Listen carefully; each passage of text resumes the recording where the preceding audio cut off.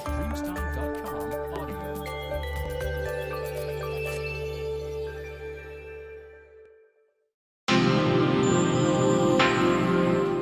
Fire of Dragon Wushu Martial Art Club sponsor kabajat wirtuun leenjii ispoortii keenya Fire of Dragon Wushu Martial Art Club leenjisaa jaalatamaa fi kabajamaa leenjisaa iddoo garagaraatti leenjiiwwan ispoortii garagaraa kennuudhaan beekamu coach Indaja instructor Imaruddin Saidin kan durfamu yoo ta'u yeroo gabaabaa keessatti jaafii gurra uummataa seenee hawaasa biratti jaalatamummaa fi kabaja guddaa kan argatedha. Haalaaf amalli keenya nuuf ragaadha ispoortiin jaalala ispoortiin nagaadha. Iddoon leenjii keenya magaalaa Roobee mana barumsa sadarkaa tokkoffaa madda walaabuu keessa yeroo hunda galmeen ni jira yeroo hunda leenjiinis ni jira. Fire of Dragon Wushu Martial Art Club sponsor kabajat.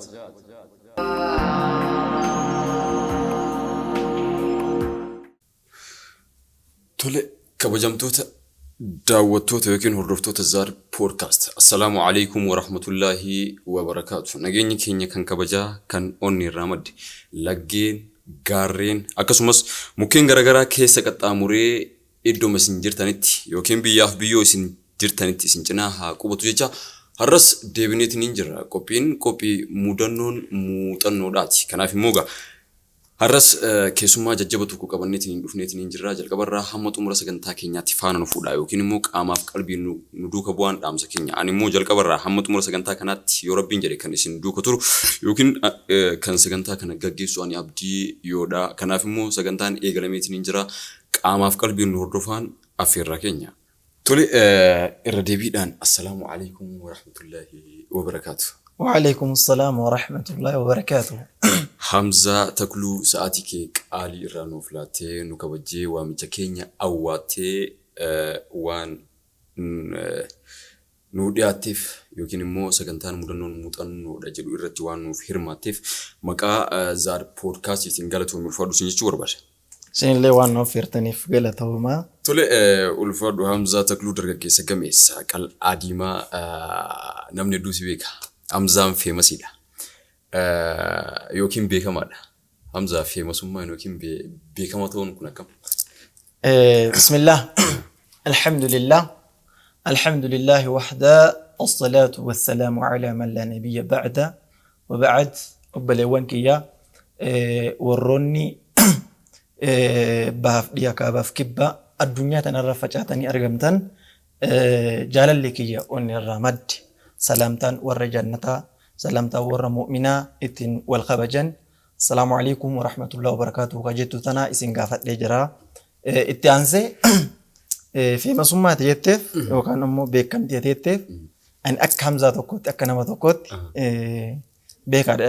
بك ما ده في يادو مالف جنن نمو تدو جرا اك نما تكوت نما ددبا نما لافا بكم ستكشو قب وان سنما قودرا nama tattaafatu tokko inshallah rabbi barumsaa fi beekumsaan illee agartee beekamtii illee nu haa kennu jenna inshallah. Tole ulfaadhu haala gaariidhaan na deebistee galatoomii ulfaadhu jechaan ambi tokko haala sanii waan si beekuuf akka isin jedhe malee waan biraatiif himti. Tole mee kallattii mangara sagantaa keenyatti ceenaa hawaasni hedduun si beeka. Akkasumas immoo kan sin beeknes hedduudha. Kanaaf immoo gaamee jalqabarraa jechaan iddoo dhalootarraa ka'ee Hamzaan eessatti dhalatee guddatee waan jedhurraa kaanuti. Mee Hamzaan eessatti dhalatee guddate? An Oromiyaa bal'oo godina Baalee aanaa Agaarfaa naannawa Alii bakka Qaasoo Waarraa jedhamtutti bakkuma sanitti dhaladhe. Ijoollummaa kiyyaa haga umurii 14tti bakka santuun haga waggaa 13 dhaladhe haga umurii kiyya 13 ta'utti achuma ture jechuu barbaadeeti. Dhalataa ganda Qaasoo Waarraa. Ganda Qaasoo Waarraati. Tole ulfaadhu jecha akka himamutti immoo yookiin akka nuti dhageenyetti yookiin akka haasamutti Hamzaan haddatti Islaama. Garuu immoo jalqaba maatii amantii Islaamaa hin hordofne yookiin immoo maatii amantaa kiristaanaa irraa dhalatee jedhama. Kun dhugaa moo soba? Kun dhugaa ifa galaa sobni takka keessa hin jirre maatiin kiyya kiristaanaa abbaan kiyya illee kiristaanaa haati kiyya illee kiristaanaa. maatii kiristaanaa keessaa rabbiin amantii bareedduu amantii jaallatamtuu filatamtuu isii malee dalagaan namaa hin milkoof ka jannata illee seenuu hin dandeenye san rabbiin naa filatee maatii san keessa na baase dhuguma maatii kiristaanaa keessa dhaladhe. Tole Hamzaan obboleeyyan qaba obboleeyyan bira? of course obboleeyyan ni qaba. Ani obboleettii abbaa fi haadhaan tokko jettii takka qofa qaba. Kuuwwan warra haadhaan garagaraati. So walumaa galatti naannoo obboleewwan 5 qaba jechuudha. Samboo daga Rabbiin rahmata siif godhiyati maatii san keessa amantii Islaamaa yookiin badhaasa kan argateedha. Tolemee wantoota akkamii keessa dabartee yookiin bu'aa bahii akkamii keessa ceeteeti ati jechaan namni calliseeti miti ka gama amantii kanaa yookiin immoo gandarratti tarkaanfachuudhaaf bu'aa bahii gaafata. Tolemee ati bu'aa bahii akkamii keessa ceeteeti kan badhaasa kan argate yookiin immoo kan amantaa kee Islaamummaa yookiin amantii kee isa jalqabaa yookiin isa ganamaatti kan deebite bu'aa bahii akkamii keessa ceeteeti? Dhugaadha. Amantaa tokko namni sababa hedduudhaaf jijjiiruu danda'a. Namni tokko abjuu argee Rabbiin abjuu san karaa qajeelummaatti akeekuu danda'a. Gariin kitaaba dubbisee, gariin tafakkura uumaa Rabbiin kenne kana tafakkure Rabbiin si qajeelchuu danda'a. Si galee sanniin keessaa akkuma siin jedhee turetti maatii kiristaanaati. Harmeen tiyya Wallagga, dhalattuu Wallaggaati. Abbaan kiyya Baalemaa, akaakayyuun kiyya illee Baalemaa. Abaabayyuu fi maalii san kaa hin beeknu achi deemne deebii bakka beekuu dhabuu dandeetta. Garuu haga akaakayyuu kiyyaatti ka beeku dhalatuma Baalee ta'ani. So wanti bakka kana jiru abbaan kiyya waraana ture yeroo dargii san jechuudha. Wallaggarraa harmeen tiyya akkuma Wallagga siin jedhe achitti wal argatan. Achi wal argatanii harmee tiyya yookaan immoo haadha tiyya fuudhee abbaan kiyya gara Baaleettiin galate. Gara Baaleetti yeroo galatu namni yeroo jalqabaatiif dhalate yookaan immoo argame abbaa fi haadha kiyya jidduudhaa ka ba'e ana ture. Ani abbaa fi maatii kiyyaaf ilmaan gafaate jechuudha. So abbaan kiyya na argatee mucattii garaa takka qaba. Isillee argatanii hireen isaanii adda ba'ee addaan ba'an. Addaan yeroo ba'an harmeen tiyya Wallagga deebite abbaan kiyya anan bifate. Harmeen tiyya bakka kanatti obboleettii tiyya na wajjin dhalatte san fudhattee deemti. Abbaan kiyya immoo anan bifate asitti. Hin qoodaman. Abbaan kiyya ana dhiiraa mire anuma bifate harmeen tiyya immoo dubartii san fudhattee deemti gara Wallaggaa jechuudha. So yeroo kanatti haalli jireenyaa naman dhiisu dirqama kabiraa fuudhuu qaba. Abbaan kiyya kabiraa fuudhe. Yeroo kabiraa fuudhu hin beeyta. Haadha biddeena yookaan immoo haadha lammaffaadha. Maadharuu maal jettiin faranjii step mother. Step motheriidha isin na guddise. So step motherii kana biratti akkuma namni hundinuu beeku miidhaa garaagaraa sirra ga'a. Nyaata keessatti, nyaata sii kennan keessatti, uffannaa keessatti, ilaalcha keessatti miidhaa hedduu sirra ga'a. Walumaa galatti akka haadha ofii san nama ta'uu hin dandeettu. Never ever namni akka haadhaatii ta'uu danda'u addunyaa kanarratti hin jiru. Hin jirullee yoo agartee Rasuula Rabbii sallallahu alaihi wasallam taate malee Rasuulli Rabbii garaa haga haati ilmootti laaftu caala Rasuulli Rabbii nutti laafanii ra'uufuun jedhee Rabbiin gara laafaa jedheeni. So Rasuula Rabbii yoo ta'e malee namni haadha fakkaatu addunyaa kanarra hin jiru. Harmee haadha biddeena yookaan step motherii tanan na guddise. Yeroo kanatti waan garaagaraa narra gahaa ture. Cunqurfamaa, dhiibamaa, tuffatamaan ana ture. Ijoollee saniin hunda keessaa jechuudha. Because maaliifi waa takka dubbisan. Asuma irratti waa wayii dubbisee maal dubbisee abbaan seenuma kiyya kana wal fakkaata waan ajaa'ibaati. Abbaan edaa fuudhee wal lolanii adda ba'an mucaa tokko irraa argate. Eegas haadha isaatiin adda ba'anii jennaan tabiraa deebi'ee fuudhe. Fuudhee jennaan mucaan kun ajaa'iba akkamii haati tun akkamii jennaan waa'ee haadharraa gaafate. Haati tiyyan sobdii jedheen. Haati tiyyan sobdii haati tun dhugaa dubbattii jedheen. Jechuun hin ajaa'ibe mucaan abbaan haati mucaa kana deette akkamiin ni sobdii jedha. Haati immoo step motheriin yookaan immoo haati biddeenaa tun akkamiin dhugaa ni dubbattii jedhee ajaa'ibe abbaan. Maal jechuudha jedheen. Wanni jechuu ta'e haati tiyyee jedhe yoo an badii balleessa hin balleessine jettee naa dhoysitii jedhe. Yoo ati nyaata ittiin kennin jette si galee eshi nyaata ittiin kennine jettee ofii nyaata naa kenniti jette. Tun ammoo jette haati step motheriin tun yoo ati arii jette na ariiti jette. Si galee yoo ati agartee biddeen dhoggadhu jettu natti hin kennitu jette. Natti hin kennuu jedhe. Haati biddeenaa tun jechuudha. Kanaaf haati tun dhuguma dubbatte. Waan ati godhi jettee ni gooti. Harmeen tiyya immoo waan ati godhi jettee afaaniin qofa jetti hin gootu jedha. Si galee kun maal akeeka? Haati tiyee never ever namni gara laafutu akkasii hin jiru. So bakka kanatti miidhaa guddaan irra gahaa ture. Barumsa ani haga kutaa 7 baradhe yeroo sanitti barumsa irratti tokkoffaa deema. Tokkoffaa akkasuma deema. Oolii irratti illee akkasuma deemaa ture. Badhaasa yeroo 2 argadha barumsa irra jechuudha. So osuma akkana jiru wanni na keessa dhagahame yeroo cunqurfamni kun narra gahu harmii tiyya barbaaduu qaba. Sigalee haadha tiyya barbaaduu qaba waan jedhamu murteessa. Maybe yeroo kanatti umriin kiyya waggaa 13 gadi harmii tiyya arguu qaba jedhee murteessa. Murteessee kanaafuu maal gochuu qaba harmee tiyya tan arguuf. Waan kun ilaal waa waggaa hedduu dura. Umriin kiyya gaafas 13 waa waggaa 10 dura jechuudha. Waa waggaa 10 dura sitti himaa jira. Seenaa kana. Waggaa 3 dhiiftee deemte harmeen ta'e. Anaa dhaladhe waggaa 2 waggaa 3 miti. Anaa dhaladhe waggaa 2 daa'ima waggaa 2 ta'e na dhiistee deemte harmeen tiyya. Innaan seenaan amma sitti himuu jiru kun waan waggaa 10 duraati. Waa waggaa 12 duraati jechuudha. So yeroo kanatti harmee tiyya arguu qaba jedhee murteessa. Cinqaa fi rakkoo narra gahurraa. Wallahi yoo dhugaa dubbadhe seenaa kiyya keessatti namni akka kiyya tumameen jedhadhee yaadu. Abbaan ijoollee teenya keessaa ijoollee jaamu akkas qaba. Namni haga kiyya inni tumu hin jiru. Because maaliif ani haadha biraarra dhaladhee badii xiqqishuu yoo an dalage. For example daa'imti badii hin dalagdi. Ati umrii ijoollummaa keessatti hin dogoggortaa waa dalagdi. Yoo an badii xiqqishuu takka dalage guddaa gootee himti. Haati biddeena ta'e waan guddaa gootee himti. Inni kana wajjin abbaan keenya tumu yeroo hunda na tumu. Badii xiqqishuu waan dalage dho'isuun hin jiru himuu malee. Kanaaf ani namni haga kiyya tumame hin jiru. Yeroo kanatti wanti na dhagahame haadha tiyya waan jedhamu na dhagahame barbaaduu qaba waan jedhu murteessee. Umrii waggaa 13 taate ilma waggaa 13 taate. Umrii waggaa 13 taate. Haadhatee barbaachaaf yaada kaaftee jechaadha. Waggaa 13 ta'e waggaa 13 gadi ta'e harmee tiyya barbaaduu qaba jedhee murteesse. So yeroo sanatti teknooloojiin akka ammaan babal'anne mobaayilli baay'ee hin jiru. Teelee fa'aa jira. Teelee manaa fa'aa yoo jiraate malee mobaayilli baay'een babal'anne akka ammaatti jechuudha.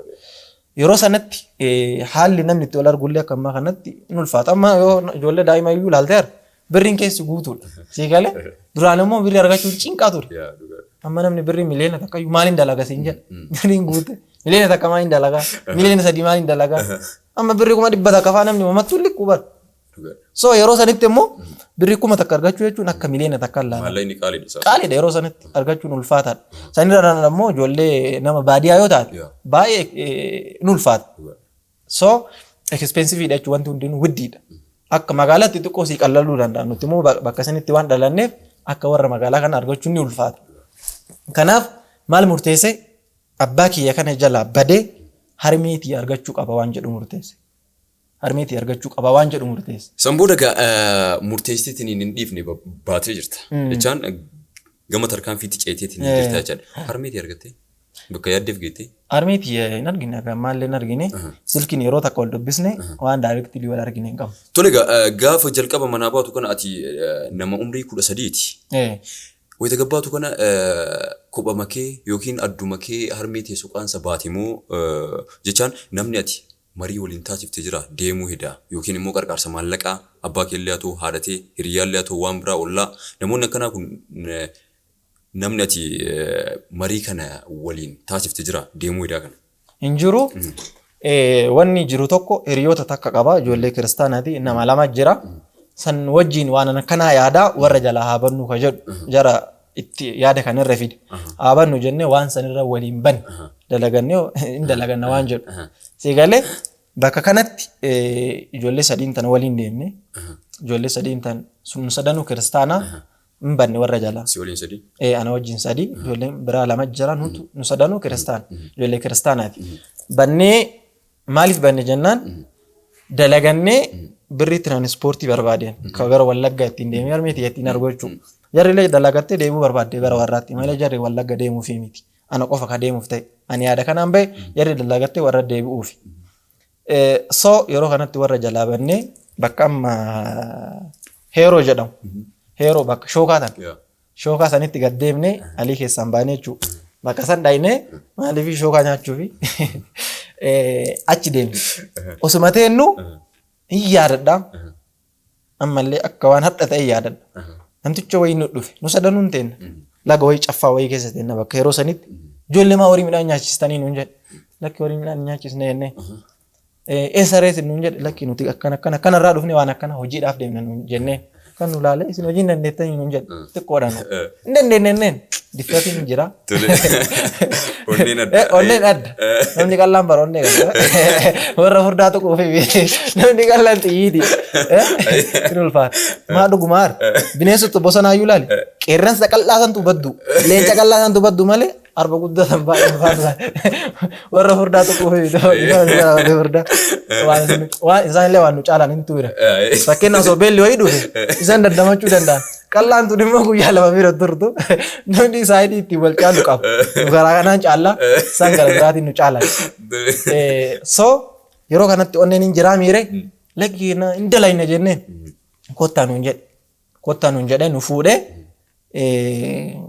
gaafii natti na gaafataa jirtu akkaataan islaamummaatti qabadhee beeke san sii deebisuu jira kottaa nuun jedhee fuudhee manatti nu galee haamtuu nu kenne mee ciraa sin laalaa nuun jedhe achi duraallee dalayne mee nu akka nama cicciruu kana taate hin dalaydan maashaallah nuun jedhe eeshi jennee walii galle maqaan kee naan jedhe maqaa kiyyatti himadha ijoolleen tuwwan illee itti himatan maquma kiyya yeroo kiristaanatti maqaan kee nuti dho'isin maqaan kee yeroo san taarikhuu ture taarikh maqaa baay'een fagaatu islaamarraa taarikhuu jechuun seenaadha riizinii maqaa kana naa baasaniif illee qaba soo san yeroo biraatti deebina Google irra gadhiisna san seenaa biyya guutuu malee amma hin fidnu akkasitti maqaa kiyyatti himee ijoolleen illee ittuma himte an jechuun seenaa kiyya daa'imummaa irratti baay'ee amantii jabeessa guyyaa baradhee akraarii ture baay'ee takka guyyaa baradhee galgala beeta kiristaanii deeman.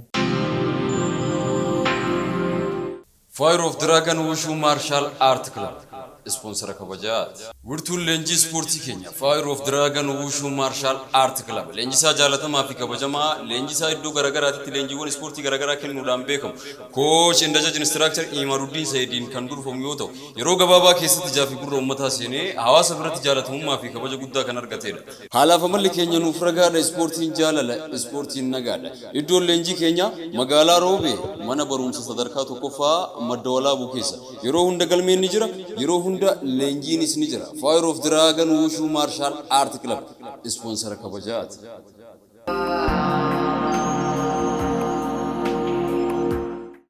Tole jechaan as biratti waa'ee amantaa kiristaanaa hedduu beekteetiin hin jirti. Barnoota amantii kiristaanaa ijoollummaa kee keessatti yeroo yookiin maatii yookiin abbaa kee bira turtetti hedduu barattee jirta jechaadha.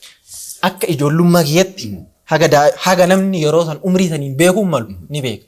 Jedhanii adanuma wal guddatu namni wayii waa dabalata malee umrii sanitti hagasillee keessa gaffagadhee beekuu baadhu haga umriin sun beekuun narraa barbaachisu ni beeka. Akraarii ture amantii kiyya san irratti guyyaa Uhudii yookaan Uhudii jechuun Sandeedha. Dilbata guddaa. Uhudii fayyadaman baay'inaan.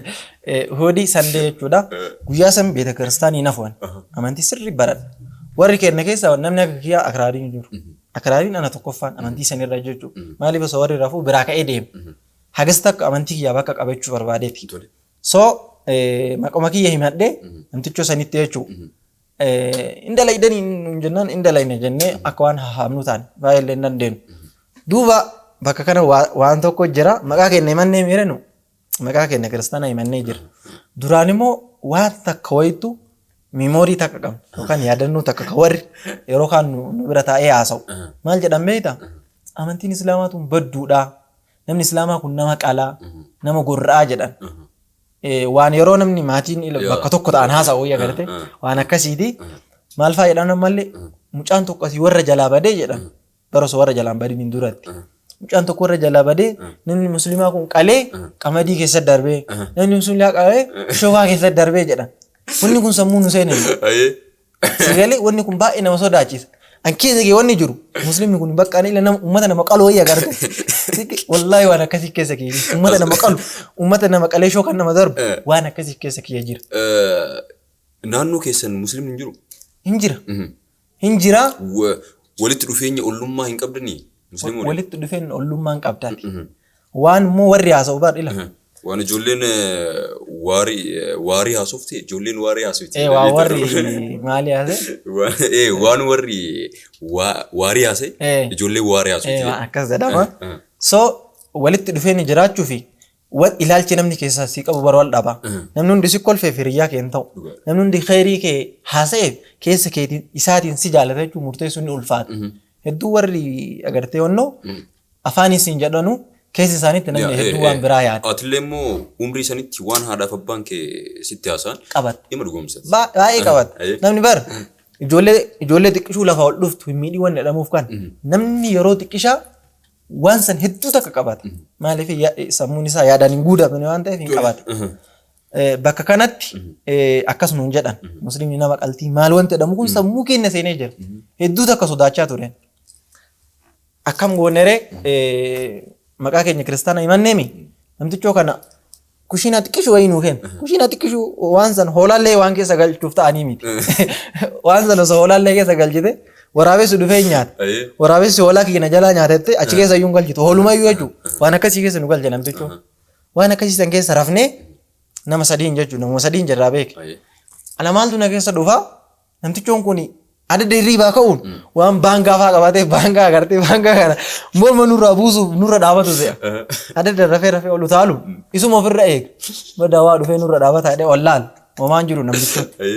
Haala namtichoo san bira ture keessatti bulii 15 turree bulii 15 saniif jechuun wama inni baangaa qabatee nurra dhaabatu naaf fakkaatan. Hedduu tokko sodaachaa turre. Akkasitti namtichoo saniif bulii 15 moo 10 dalaynee birra 10 moo maal nuu kenna. Namtichoo sun information dhageen. Namtichoo sun achi durallee nama ajjiisee waan jedhu. Yaani maqaaf muslima malee namtichoon siigalee namni garii bar muslima. Rabbiin Quraana keessatti innal ladhiina aamanuu wa amiluu saalihaati jedha. Warra amanee dalagaa gaarii dalagan jedha. Amanuun qofti gahaa miti. Dalagaa gaarii dalaguun dirqama akka shari'aa islaamaatti jechuudha. Namni dalagu amane afaaniin jedhee dalagaa itti aansuu qaba. Namtichoo sun afaaniin amale malee hin soomu hin salaatu. Yaani maqamaaf qofa. Wayituma sun wayituma isin bira jirtanu jecha. Jettee malee. Maqamaaf muslima malee maqama qofa. Maqamatu Khalid Rashaad bee. Khalid Rashaad jedhama fakkeen nama fudhadhee maquma akkas malee dalagaan hin jiru zeeroo namtichoo.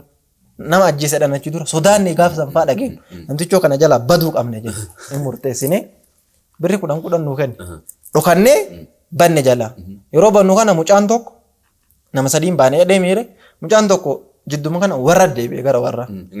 Galeen warra galuu qaba ani cinqaa kan hin danda'u gale.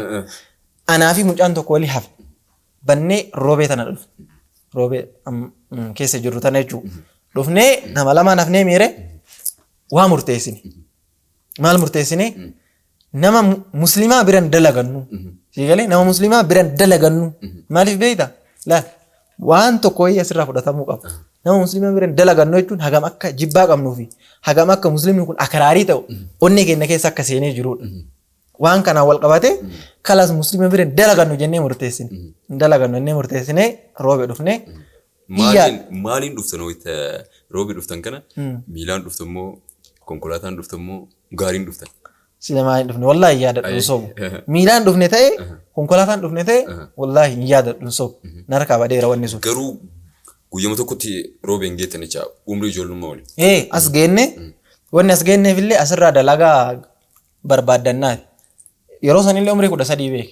13 biran kun omachi gadi sitti himaa jira. As dhufnee nama lamaan mucaan tokko nu dhufe xiqqishaadhaan yaadadha. Dalagaa barbaaddanii nuun jedhe feestaalii qabannee deemna hin beektaa arate. Waa wayii jira yeroo gara Finfinnee kana deeman kiflaa garii irraa dhufan jedhanii namni si beekaa. Gaafa warra araadaaf hin jedhu warri gara Finfinnee achi dalaga kun jechuudha kiflaa garii irraa dhufe jedhanii akkasumas si beekan sirraa garaan. Nullee bar nama fakkeenya gara biraati dhufe akkuma laallee dhiigaan beeyin akkasis si beekan yeroo san ijoollee feestaalii boora takka baanee deemu boora akka Iskandar Naggaa. Masa Iskandar Naggaa baala feestaalii boora irraa yaadan maqaa namaa dhabu. Yoo tanallee agarree ture. Nama irraa agarree feestaalii san yaadan ishii qabannee deemne feestaalii boora isaa. Osoo qabannee deemnu namni beekamaa miire hojii barbaadan ijoollee ni jedhamu jaan hin barbaannu jennee.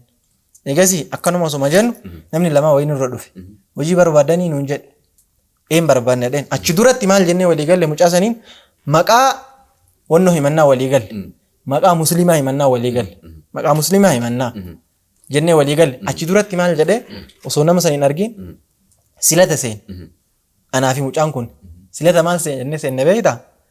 yaa rabbii kennan jenna rabbiin hin yaamanne waan gabbarru san wanni gabbartuun jiraame gorgisii mikaala maalii jetta gorgisii san gorgisii sun biyya keenya argama beekta amantii tokko ofii miti seenaan keessa darbe biyya keenya argama gorgisii sun gorgisii sun waan biyya keenya argamuuf anillee gorgisii masaniin silata seen yaa gorgisii edeen yoo ati agartee nama kiristaana biran na qabde sanuu kiristaana akkamiiti beekta gaarii qabu laa namni liivii irra jiru sanii yaada liivii irra jiru yaadaa bara fakkeenyaaf yoo sheeka waliin ooltu akkuma sheeka san sheeka waliin ooltu san bira taruu barbaadde ilmiidhaan dooktorillee dooktora ol taruu barbaadde liivii lima jirtu yaadde yeroo hedduu nuti liiviiliin keenya yeroo sanitti gaarii bira nu dabarse gaarii yaadne gaarii nama gaarii qabutti yoo nu qabde ani agartee birri 50 sii kennaa jedhe gorgisiidhaaf mucaa waliin jirrullee Abboyoo yaa gorgisii yoo ati nama kiristaana na qabde ka gaarii qabdu 25 sii kennaa jedhe xiqqoo inni gabbo'ee jira imaan isaa gabboo haadha na fakkaate wallee jama gaafa soo imaan nike maashaallah buluma jira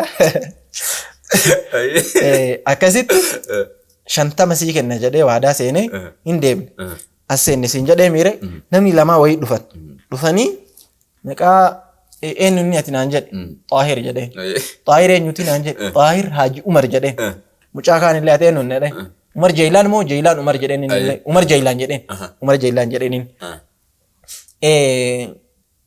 deemnee namtichi nu fudhatee kute garami beektaa bakki deemne kun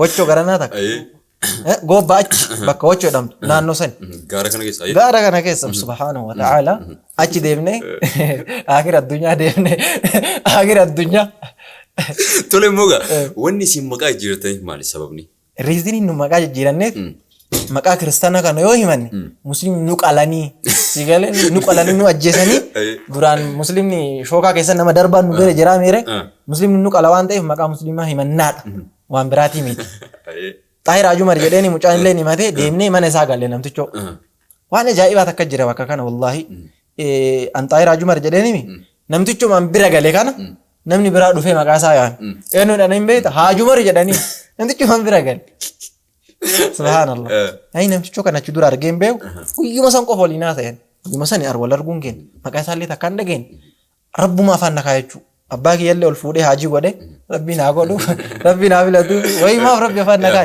meebisii galee wanni rabbi afaan nakaa sun hadha kun subhaanallah takbaariin mul'ate duuba yeroo sanitti Xaahir Haaji Umar jedheeni borumtaa san maqaa isaa Haaji Umar jedhanii yaaman hedduu takka na ajaa'iba soo akka sanitti namtichoo san bira ji'a 8tiif turtii taasise ji'a 8tiif yeroo turtii taasisu kana wantoonni ani achitti dabarse tokkoffaan maqaa kiyya musliimaa himadhee miire wanta ani achitti dabarse keessaa tokko loqonni kiyya haasofni kiyya yeroo sanatti haasawa akka amma haasa'u kana naasa'u sigalee fakkeenyaaf harree keenna jennan warri kiristaana xiqqoo loqoda nuun addaa harree keenya xiqqoo suma ta'u wal dhaba keessatti so loqonni kee mucaa amma akkana haasoftaree naan jedhan akka kiristaana ijoollee waliin nyaannu kiristaana ka waliin bullu kiristaana ka waliin barannu kiristaana ollaa keenya san kiristaana malee musliimni habbuman nuun jiru jedhe kanaaf afaan kiyya kun akka kiristaana na haasaa jedhe hayyee naan jedhe osuma akkana jennu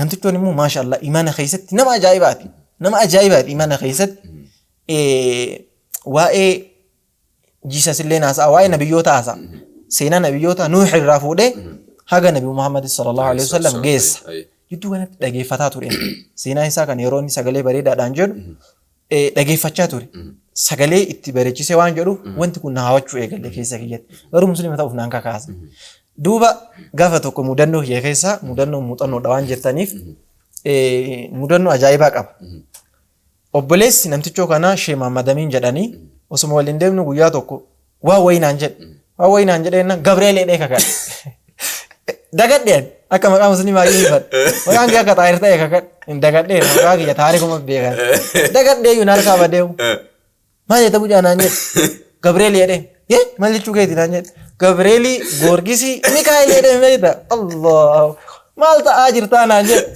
abboonnan nu barateeneen afaan osuma ijoollee wajjin qoosnu ijoollee kiristaanaa wajjin oolla osuma jara wajjin qoosnu afaan na fudhatee qoosaadhaa jedheen laalaa waan akkana amantii keenya keessatti rabbiin malee waan biraatiin kakachuun hin ta'u naan jedhe okay dhiifama saniif kakadhe garuu allaal jalqaba dhugumaaf kakadhe normally eegas immoo narra bara jedheettis na jedheedha maqaa musliimaa himadhee jira waan jedhu naa dhufe jalaa shaare waan san mudannoo kiyya keessaa kun tokko jechuudha. Tole mee ji'a 8 turte Haji Umariin bira.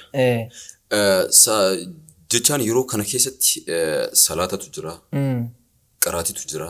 Soomni illee dhufuu danda'a. Salaatan salaatu siin jechaan gaafii akkanaa kana hin qaraatu yommuu sa'aatii soomaa ta'in soomtu gaafii akkanaa kana si dhiyeesseen beeku Haji Umar. Of course naaf dhiyeessee jennaan maal murteeffadhee deebiin an deebiseef akkuma jalqabaa sanii hin beeknu nuti ijoollee dhalleedha naannoon keenya kiristaanni waan baay'atu waa'ee amantii kana namni keeriin godheen baay'ee hin beekuti kanaaf barachuu qabdaa naan jedhe eeshi jedheeni waan tokko barachuu eegale si galee akkaataa salaata keessaa fa'aa barachuu eegale osuma akkana jennu jiini achi deemuu eegalee jennaan wantoonni tokko naa ifuu eegale mudannoo kiyya akkan islaama ta'u keessa na kakaas waa haga lama moo sadiiti waan tokko mudannoo kiyya akka kiristaan musliima ta'u na kakaase keessa mudannoo lama moo waan akkasii riizinii jechuu sababa tokkoffaan osoo biyyaan bahin xiqqoof duuba si deebisa waa walii hidhata waan qaba waan ta'eef osoo biyyaan bahin gaafa tokko gaarii yaabbannee deemnu gaarii yaabbannee osoo deemnu sheetichoo illee nu bira jira gaarii kanarra taa'ee jira osuma deemnu ummanni kunniin gaarii irraa bu'ee adda ba'an akka carraa ta'e hireen kennaa fi sheekaa kallattiin nu deemnu tokko ta'e walii hafne eenyu mucaa maqaan keenaan jedhe taarikuudhaa jedhee okay kiristaana naan jedhe yaa kiristaana jedheen okay namni hundinuu islaamummaarra dhalataa bishaan itti facaasanii kiristaana godhan malee naan jedhe ani yeroo sanii naan dhufe maaliif jedhe namtichoon kun wama musliima ta'eef akkana naan jedha malee wama musliima ta'eef namni kun hundi addunyaan kun hundi si galee Ameerikaa, Awurooppaa, Awustiraaliyaa dabalatee musliimarra dhalate yeroo naan jedhu namtichoon kun sheemiin isa qabu jedhe keessa kiyyatti beek ittiin dubbanne keessa kiyyatti wanni naan jedhe isa keessa kiyyatti wanni naa dhufe jechuudha.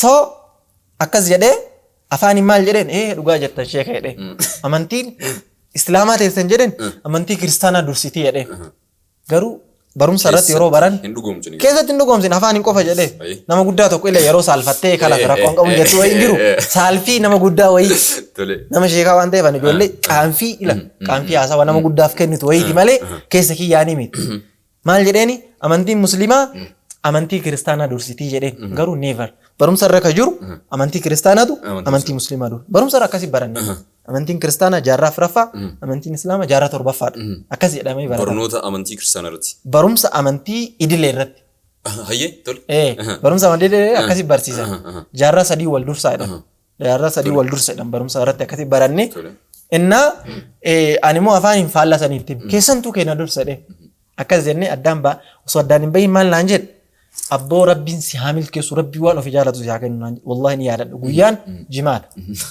jimaata subhaanallah wallahi laazim naan jennaan aamiin jedheef dhiisee na hin beeku ani guyyaa jimaataa qabadhu adda baane sheeka kanaan adda baanee hin jenneere amantii namni hundi islaamummaarra dhalata naan jedhee beeki kun tokko asii miire tana qabadhe achi deemi namtichoo siin jedhe amma seenaa fuulduratti achi tutaallaa namtichoo kana biratti illee ani maqaa islaamaa himadheemi maqaan kiyya Xaahiri namtichoon kun musliiman na beekaami na sabbakuuf waan hin taane haasaa jedhee hin yaadu keessi kiyya hin yaadu never maaliif musliiman na beeka waan ta'eef namtichoon kun illee namni osuma hin jiraame ollaa fi ollaa yeroo walitti dhufu bara waan amantiin haasa'ani yeroo haasa'an maal jedhee namni hundi islaamummaarra dhalataa bishaan itti facaasanii kiristaana godhan malee jedhe wallahi akkana jedhe dubbii walii galtis na jedhe maaliif namtichoon kun aliitti kun wachotti waan addaan fagaatu jarri tuni lama waliin agarre jechi lamaan kun akkam walii galee wanni kun dhugaa ta'uu dhabu waan jedhamu dhugaa dhawa miti dhugaa ta'uu dhabu waan jedhamu sammuun na dhufe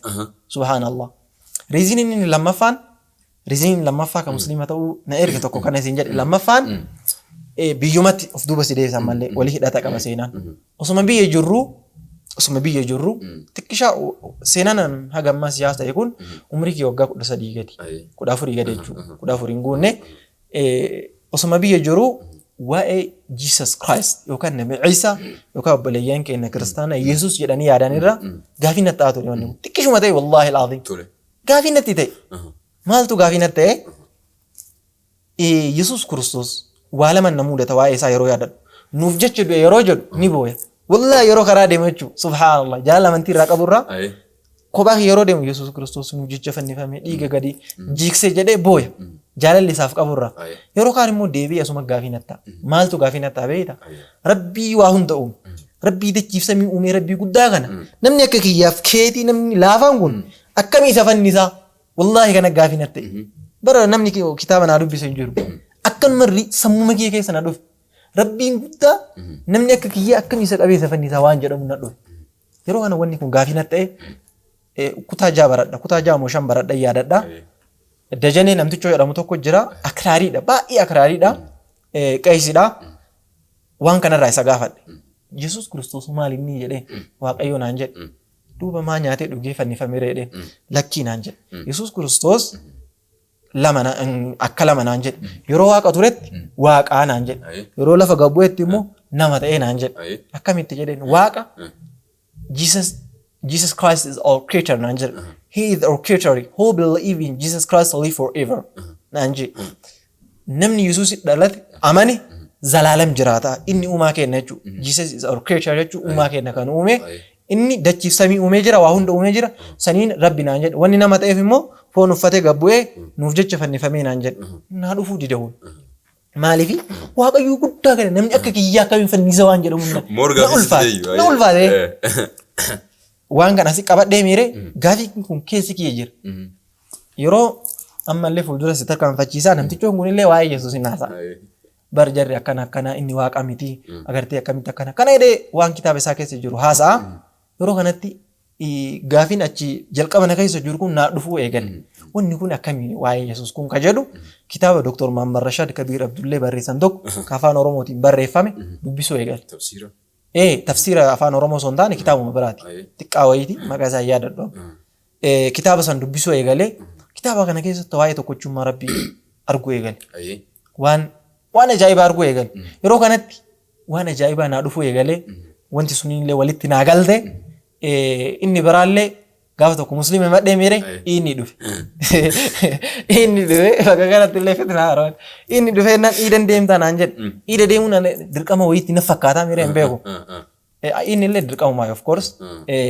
Rasuulli sallallahu alaihi wasallam hattan dubartiin wannoo qabduyyuu haa dhufedha. Dubartiin ba'aa qabduyyuu yookaan ulfa qabduyyuu dhuftee akka khutbaa san dhageeffattu ajajan. Duuba bakka sanitti hin deemee jedhee ani musliima hin taane. Musliima hin taane hin deeme jedhee kaanee deeme. Akkuma musliima hin taane iida deemnee bakka iidaa sanitti Sheekh Jamaal jennaan tokko jira. Sheekh Jamaal nashiidaa danda'anii gaafsan waa'ee Nabi Ibrahim alayhi salaam bifa nashiidaatiin dubbatan. Nabi Ibrahim akka ilma isaa tokkocha Rabbiif jecha gorra'u albeerra kaa'e. Namni hundi qirfatee booye. Namni hundi booye. Wallaahi al-azim. Yaani Nabi Ibrahim alayhi salaam Khaliilullah. كرسول لقافة معراجة سمي تربكين سأرجن ربين جلال له في تعرفه تيجي سينا إساهي مو في منتي قدّار سينا نساء دوبا واي كنا هذا شيء تيج جنان ومن ندم بوي نم ندي كرفتي بوي روحنا تتزن هذا ملء رزيني سدفع سلك يسون نكينا واي أمانتي كريستانا يرود بدر نما بوتك كنا كره والله العظيم لا دوجاجنا نما بوتك كنا كره نمني نياته دوجي جمدي بشنني فرشوفي إجاتة قالوا ملء nama boona garren yeroo kanatti maaltu naa dhufe sila ummanni islaamaa ku waa'ee rabbii dubbatee booyu ummatu muslimaa argeen amantii biraa warra amantii waa'ee wannoo dubbatee bashannanu malee warra boo'uun agarre sila wanni kun ummanni kun akkamiin bobo'aa waan jedhu na dhufe kunillee si galee maaliif namni waan rabbii dubbatee boo'uun isaa waan amantiin akkam akka cimtuu taate akee bakka kanatti waliin naa dhufe kitaaba kana gaafa dubbisee wantoota hedduu naa dhufee jennaan salaata illee baradha. Salaata barad akkaataa yeroo sujuuda bu'an maal akka jedhan yeroo rukuucaa. Kitaabarra. Sheetichu mara. Shumarraa baradhee geesse. Quraana illee afaan Oromootiin barreeffachuu eegale. Mucaan xiqqishaan isaanii tokko hin jiraa ka qara'u. Quraana naa himi jedhee. Quraana naa himi. Qul Allahu ahad irraa lam yakun alladhiina kafaruu min ahli alkitaab munfikkiina maal jedha quraanni sun munfakkiina dhaami. Hatta ta'tiyahumul bayyina rasuulun min Allah يتلو صحفا مطهرة كجلسان حاجة بكسانيت قرأيفت حاجة بكسانيت قرأيفت مشركين منفكين حتى تأتيهم البينة رسول من الله يتلو صحفا مطهرة حاجة بكسانيت قرأيفت أي روسان كريستانا توري أفانو ما يجان أكاتم القرآن تتايمو أفانو رومو تنقلت afaan mucaan arabiffaan naa jedha fakkeenyaaf qul huwallahu ahad naan jedhami afaan oromootiin barreeffadhaan qul huwallahu ahad jedhee afaan oromootiin barreeffadha qubee afaan oromootiin allahu samad jedhami lam yalid wa lam yulad jedha akkasitti yeroo inni naan jedhu mucaan afaan oromootiin barreeffadha eegasii waan kana yeroo karaa deemu hunda qomatti haffazuu eegan haga lam yakun alladhiina qomatti haffaz waa'ee salaata hunda osuma kiristaana keessa jiruu fixe yeroo kanatti islaamu qaba jedhee murteeffadhee jira islaamu qaba jedhee murteeffadhee warra kanatti immoo an kiristaana ture yoo jedhu duraan islaamummaa himadhee jira rakkoodha waan jedhamu siigalee nan dhiisa waan jedhu yeroo kanatti illee nan dhufe daa'ima laa qalbii ijoolleeti yeroo kana maal murteeffadhee galuu qaba waan jedhu murteeffadhe galuu qaba jennee ji'a 8 turtii waliin taasisnee mucaa kaanii dagadhe mucaa kaan illee naannoo takka ollaa gallee mucaa kanallee sabbakuu eegalee maali abboon Yesuus Kiristoos waaqa miti akkamitti kalima yaa akka ofii na barsiisaan turre kalee ofuma keetii akraariin turre naan jedhe wallaahi laziim dhugumaa jennaan akkami waaqa ta'e namni akka kenna barsiisaa turteeti barsiisaa osoo hin taane isarra experience qaba so namni yeroo waliin haasa'u hin qaba waa'ee kana yeroo haasa'u waan isa caalachuu barumsa amantii irratti kanaaf kalee akkana jedhaa turte wannoo turte akraarii turte arda akkamitti deebite waan akkana haasoftaa naan jedhe walumaa galatti Yesuus Kiristoos waaqa miti jedhee haasawa dheeraa taate booda mucaan illee na amane yeroo na amanu kana murtii takka murteeffan an keessi kiyya dhibbatti islaamuu qaba jedhee murteeffadhee jira naa kakadhu jedhee maal jedhee si kakadha naan jedhe inni islaam taatee inni islaam wallaahi naan jedhe ayyee kakadhu jedhee anin kakadha na dhageeffadhu jedhee yoo an islaaman ta'in yoo an musliiman ta'in rabbiin bakka kanatti haa buusu jedhee murteeffadheera atillee naa kakadhu jedhee abboo yoo an musliiman ta'in rabbiin bakka kanatti haa buusu jedhee innillee kakadha yeroo kanatti murteeffannee ji'a 8 eega bultii turtii namticha waliin taasisnee gara warraa gallee imaamarra finne imaama naannoo keenyaarra islaamuu barbaadaa jedhee kamitti naan jedhe itti hime waan jiru akkana jedhee ajaa'ibsiifate. Wayita gara biyyaa deebitan kana jechaan Haaji Umariin waan ifaajee keessanii isinii kenne moo wal geegistaniiti moo calistaniitu waan akka gaafa jalqaba namti sekaan biraa deebitanitti biraa deemtan. Biraan deemne walumaa gaggeessinee deemne bira inni nama gaariidha. Gaggeessineetumaan deemnee gara warraa yeroo dhufe islaamuu murteeffadheeraa miireen imaamarra dubbii kana finne islaamuu barbaannaa jedhee maaliifii naan jedhe kunoo akkana jedhee waa'ee nabi Nuuhin maalitti himan dhaga'ee miiree na ajaa'ibsiifate. Mucaan xiqqishaa isa baratte naan jedhe akkanitti bakka akkana taa'e akkana baradhe okay amma naan jedhe abbaan kiyya xiqqoo nama aangoo qabu yeroo sanatti barumsa illee nama qabu nama cimaadha nama naannoo sanitti sodaatamaa ture inna umriin kiyyallee xiqqaadha namni illee akka ammaa kanatti naqqaanii amma yoo si islaamsisne abbaan kee rakkoodhaan mootummaadhaan illee wal qabatee nu hidhuu danda'a waan ta'eef xalayaa sii barreessine maliyyutti achitti akka islaamtu goona naan jedhan ayyee ishee dheenan jidduma kana darasoonni wayii maliyyuu ni fagaata mucaa mooliin barreessifatamu aduu barreessifate waluma dhayi si barreessineedhaan hin barreessine si barreessineedhaan malee nu hin barreessine eegasii jidduma kana darasoonni wayii yaada fidde mucaan kun hin fagaatettee fuutee naannoo biraan na islaamsite jechuudha so walumaa galatti deemee mucaallee walumaan deemnee guyyaa asooraa saa 11 irratti shahaadaa qabadhee islaama ta'uu danda'e innillee islaamii. Hayyuu ulfaadhu umriin kee gaafa manaa baatan nama umrii 12ti yookiin umrii 12-13 jidduu jirtan.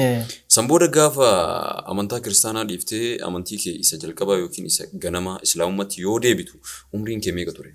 Umriin kee gaafa islaamummaa qabadhu hin ballagne jechuun umriin kee 14 jechuudha. 14tti islaamummaa shahaadaa qabadhee akkasi. Hayyatul ulfaadhu affeerraan kee yookiin bu'aa bahiin kee kana ture haalli ati waayidduu keessa ceeteetiin yookiin badhaasa amantii islaamummaa kana akkaataan itti argatte haala amma nu ibsite kana galatoomii ulfaadhu waan gaariidha jechaan haala namoonni hedduullee waa irraa hubatuu danda'aniin waan gaarii nu kaafteetiin jirta akkasumas immoo daawwattoonni keenya kabajamuunis kan amantaa islaamummaa hordofan qofa osoo hin taane kan hin hordofnes waa baay'ee irraa hubatan jenneetiin yaanna. Tole daawwattoota Zaad Podcast sagantaa keenya kan muuxannoodha jedhu kan dargaggeessa gameessa Hamzaa Takluu waliin taasifne kutaa tokkoffaan kanaan goolabameetiin jira. Hanga kutaa lammaffaa qabanneetiin walitti deebinutti turtii gaarii.